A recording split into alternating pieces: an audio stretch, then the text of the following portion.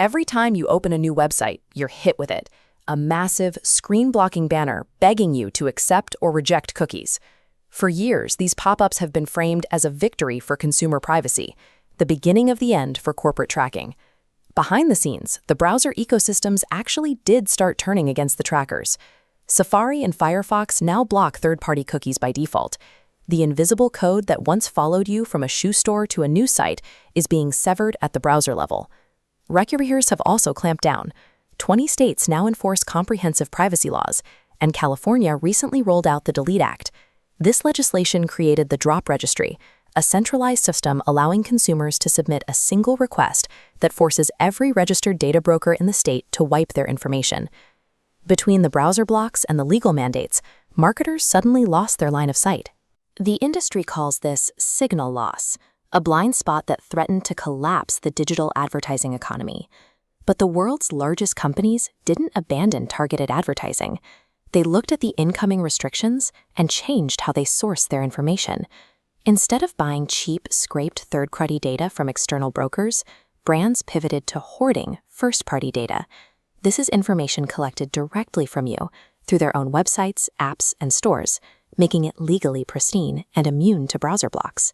These privacy laws didn't stop consumer tracking. They internalized it, forcing every major brand to build its own internal data empire.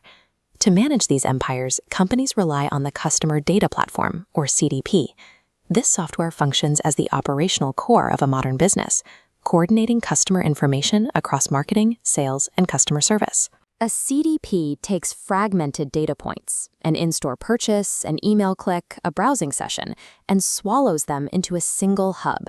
Using AI, it performs identity resolution, proving these anonymous actions belong to one specific, known human being. Messy, disconnected interactions are continuously refined until the system generates a 360-degree digital clone of you. There are two main ways companies deploy this technology. The first is platformization. Tech giants like Salesforce use a zero-copy architecture. Their Data 360 platform acts as the context engine for an entire enterprise without duplicating sensitive data. The second approach is Agentification. Here, the CDP is stripped down to its essentials, serving strictly as a hosting environment for specialized artificial intelligence. These AI agents autonomously orchestrate customer journeys. They analyze incoming data and make sub-second, hyper-personalized decisions about ads and discounts, entirely without human intervention. By handing orchestration over to these agents, brands move the execution of marketing into an autonomous system that operates at speeds manual teams cannot track. Regulators have tried to keep up. Rhode Island now imposes $10,000 fines for a single unfulfilled data deletion request. California requires companies to check its drop registry every 45 days, threatening $200 daily fines for every missed request. To handle this risk, corporations integrate AI-driven privacy software. A user's deletion request automatically cascades through multiple interconnected databases simultaneously. The software handles the deletion instantly and generates an automated audit receipt, making compliance mathematically perfect. By forcing companies to adopt perfect automated compliance, privacy laws gave them legally bulletproof machines.